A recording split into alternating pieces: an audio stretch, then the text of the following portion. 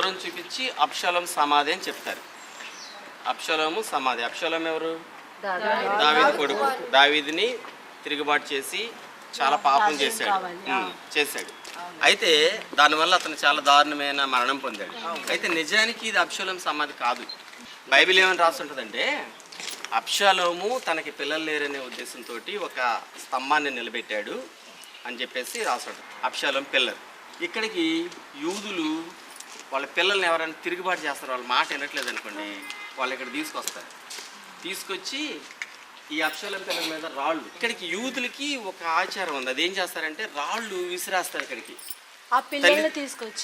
పిల్లల్ని తీసుకొచ్చి ఎందుకు విసురుతారంటే తల్లిదండ్రుల్ని వ్యతిరేకించి తల్లిదండ్రులకు లోబడినోడి గతి ఎలా పడద్ది అని చెప్పేసి బైబిల్లో ఉన్న ఆ విషయాన్ని వాళ్ళకి చెప్పి చూపిస్తారు.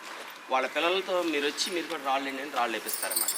కారణం ఏంటంటే తల్లిదండ్రులకు వ్యతిరేకంగా జీవించిన వాళ్ళు వాళ్ళ మంచి జీవితాన్ని కోల్పోయి చివరికి ఈ విధంగా మంచి లైఫ్ని కోల్పోతారని. అబ్షాలోం యాక్చువల్గా చాలా కాలం బ్రతకాల్సినాడు, తక్కువ వయసులో చనిపోయాడు. అతను చనిపోయింది ఇక్కడ కాదు, అబ్షాలోం వేలాడుతున్న మస్తకి వృక్షం చుట్టూరు ఉండి బాణాలు వేసి కొట్టి అబ్షాలోం చంపేస్తారు. బాడీని తీసుకెళ్ళి ఒక లోయలో వేసి అందరు రాళ్ళు వేసి ఆ బాడీని సమాధి చేయలా, రాళ్ళు వేసారు అలా. అది ఇక్కడ కాదు ఈ ప్లేస్. అయితే అతను పాతి పెట్టుకున్న పిల్లర్ మాత్రం ఇది, అబ్షాలోం నిలబెట్టిన స్తంభం మాత్రం ఇది అనమాట.